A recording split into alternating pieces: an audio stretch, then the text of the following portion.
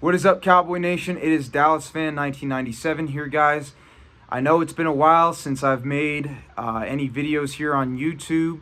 I've just been busy with other stuff in my life, so I'm back now. I'll be back this season making Cowboy YouTube videos. Today I'm just here to talk about training camp and some of the things that we've had to deal with in Cowboy land recently, and my thoughts on what's going to be the determining factor in the 2023 season for the Dallas Cowboys. Well, first of all, we had an injury about a week ago with Donovan Wilson. Donovan Wilson ended up having a calf strain. He's expected to be out until probably the first week of the season. This is a concern. Donovan Wilson is a very important part of our defense. He had a very good year last year with 5 sacks and a lot of tackles and things like that. But I do believe the Cowboys will be okay without Donovan Wilson, at least for a while. And I don't think the Cowboys should rush him back because we are stacked at the safety position. We still got Jaron Kearse. We still have Malik Hooker out there. Both are very talented safeties. Plus, we got good depth with Israel Mukumu, Tyler Coyle, and Marquise Bell, who all looked pretty good last year. So I think the Cowboys will be fine when it comes to safety. And I don't think that they should rush Donovan Wilson back. I do think that they should wait until he is fully healthy and ready to go. Also, Zach Martin, he's holding out because of the contract. I do think that Zach Martin does deserve to be paid better. He is one of the best guards in the entire NFL, and the fact that he is being severely underpaid, I think he's only like the 9th highest paid guard in the league, is an absolute travesty. I do think that Zach Martin has proven that he does deserve to be paid more money. I believe the Cowboys will get that dealt with because Zach Martin is a vital component to our offensive line. We're going to need him going into this season. And again, the reason why we're having trouble paying Zach Martin kind of goes back to Dak Prescott's contract. Dak Prescott's contract has negatively impacted this team. It's starting to negatively impact this team. We did pay Trayvon Diggs recently, 5-year, $97 million, so we got that out of the way, but we still got to pay CeeDee Lamb, and we still have to pay, of course, Micah Parsons, and both of them are going to be wanting a lot of money, and they should, because they do contribute to the team a lot. But again, this is another example of Dak Prescott's contract negatively affecting the team.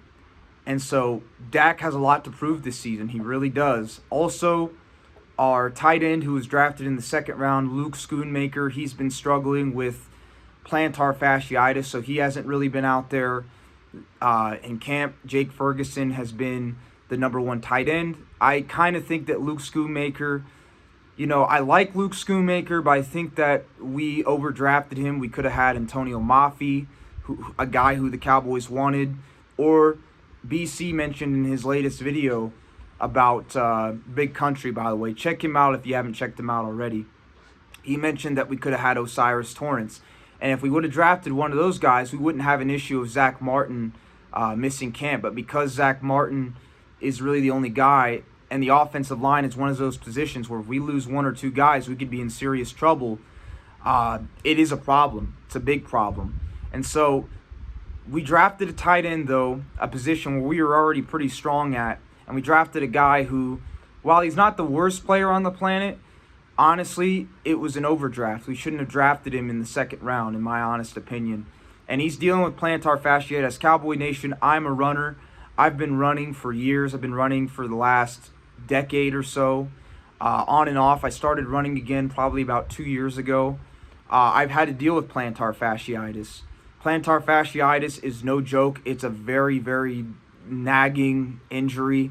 It's not one of those like serious injuries where he will miss like a lot of time, but as somebody that's got flat feet and that's had to deal with plantar fasciitis, in just exercise and mobility and stuff like that, it's a very tough injury to deal with because you'll be out for weeks at a time.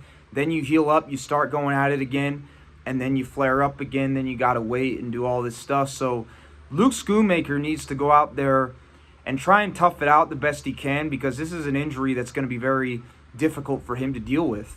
But it does raise concern because we spent a second-round pick on him, and he most likely won't even be higher than the third-string tight end on the team. And it was sort of a waste of pick, in my opinion, if he doesn't go out there and be the starting guy. So I'm hoping that Luke Schoonmaker is able to recover. I know what he's dealing with. Plantar fasciitis is no joke. It sucks, especially he's a tight end. He has to do a lot of blocking, a lot of running. That just puts a lot of pressure on that foot, and it's going to make it a lot more difficult for him to be able to do his job at the highest level. So I totally understand where he's coming from, but at the same time, he's going to have to go out there and try and tough it out. He's going to have to take some NSAIDs, ibuprofen, to try and decrease that inflammation, to try and decrease that pain the best he can. But I do hope that he can recover from it, because that is a very tough injury to deal with, and I've dealt with it for years, and it's not fun. It's not fun injury, Cowboy Nation. Overall, I like the Dallas Cowboys roster going into this season, especially defensively. I think the Cowboys have a very good defense overall. With the addition of Mozzie Smith and Stephon Gilmore, we have one of the strongest secondaries in the league. We have a pretty good linebacking core with Van Der Esch, of course Micah Parsons, of course Damone Clark, and those guys got a strong linebacking core, and we got great pass rushers in Williams, Fowler Jr., Dorrance Armstrong, of course Micah Parsons, he falls into that too, and DeMarcus Lawrence. So we have a very strong pass rushing core right there. We're going to be a good pass rushing team once again, like we were last year. And the interior defensive line, like I said, with the addition of Mozzie Smith and re-signing Hankins, we're going to have a lot better run defense, in my honest opinion, than we did last year. Now, Neville Gallimore is kind of battling it out with Quinton Bohanna for that last defensive tackle spot. I do believe he'll probably beat him out, but this is Gallimore's really his last chance to sort of do something. He's struggled the last couple of years. He hasn't lived up to what he's, been drafted to do. So I'm hoping that he can finally step up. But either way, we're still pretty strong on the defense. And plus, we got Dan Quinn back again. So the Dallas Cowboys, I think, will have a very strong defense going into 2023 like they did last year. I would even argue it's probably even better than last year. Offensively, we should also be stronger. Now, I did say offensive line is one of the positions where we're strong at when it comes to the starters, but if we lose a couple of guys, we could be in trouble, which is why it's vital for the Dallas Cowboys to get Zach Martin back into camp, because we're really going to need him this season. But the offensive line overall is still pretty strong. We got Biotish. If we can get Zach Martin back, we'll have him. We got Tyron Smith. We got Tyler Smith. We got Matt Farniok, Chuma Adoga, and then even though Terrence Steele is going to take a while to get back to what he once was, he's still a pretty good offensive lineman. So and then we drafted Asim Richards. So we do have a pretty strong offensive line, but again, that's one of those positions where if we lose a guy or two, we could be in trouble going forward. As for quarterback, I think we're pretty set at quarterback. Dak Prescott's an average to slightly above average quarterback, but if he goes down, I'm not too worried. We know Cooper Rush can go out there and win with the guys we got, so we're pretty strong there. Running back, we're super strong. We got Deuce Vaughn in the draft, who I'm loving him in training camp. He's looking quick right now. He does look like a Pop Warner guy playing amongst these big dudes, because he's only 5'5", 5'6", which is about 4 or 5 inches shorter than me, which is crazy, but he's still very talented. Of course, we got Tony Pollard. Ronald Jones is talented, and Malik Davis is talented, so we're strong at the running back position. The receiver position we're strong at. We added Brandon Cooks in the offseason.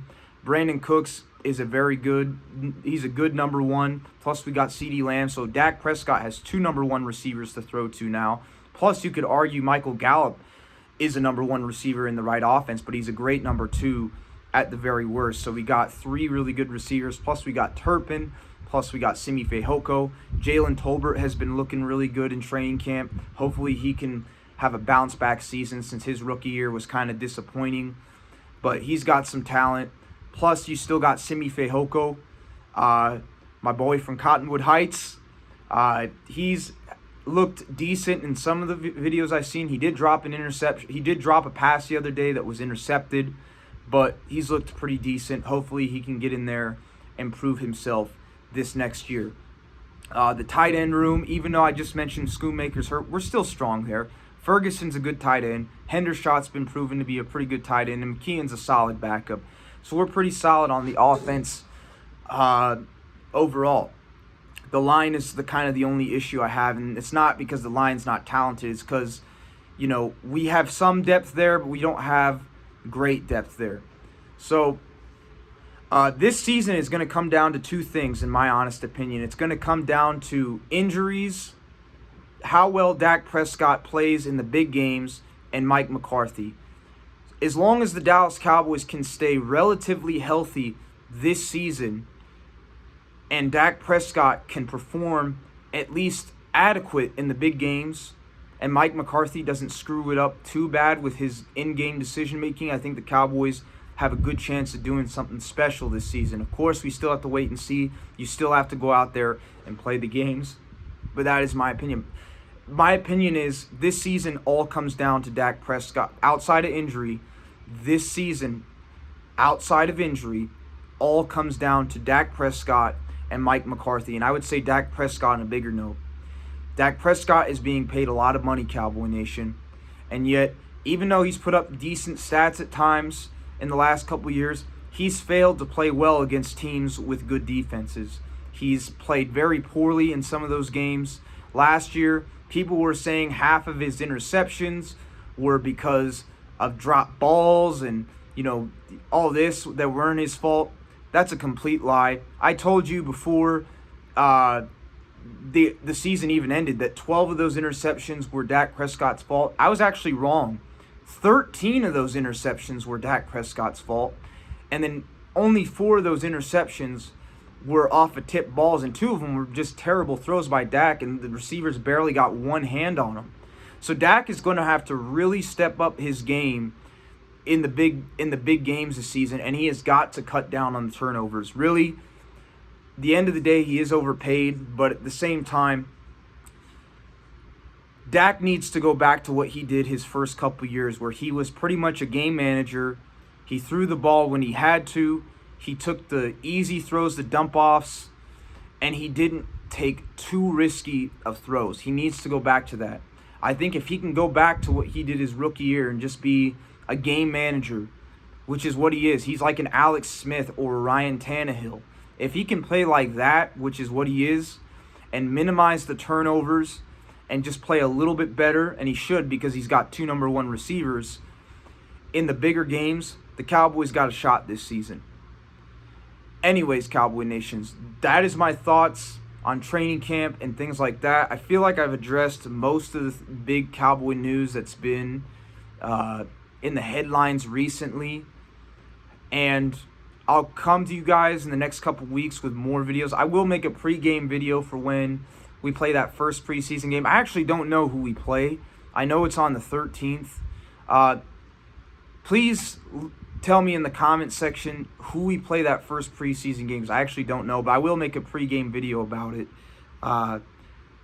in the next couple weeks, because we do start that in about 2 weeks. So anyways, Cowboy Nation, hope you all have a great rest of your day. Let's go Cowboys. I'll see you all later. Peace.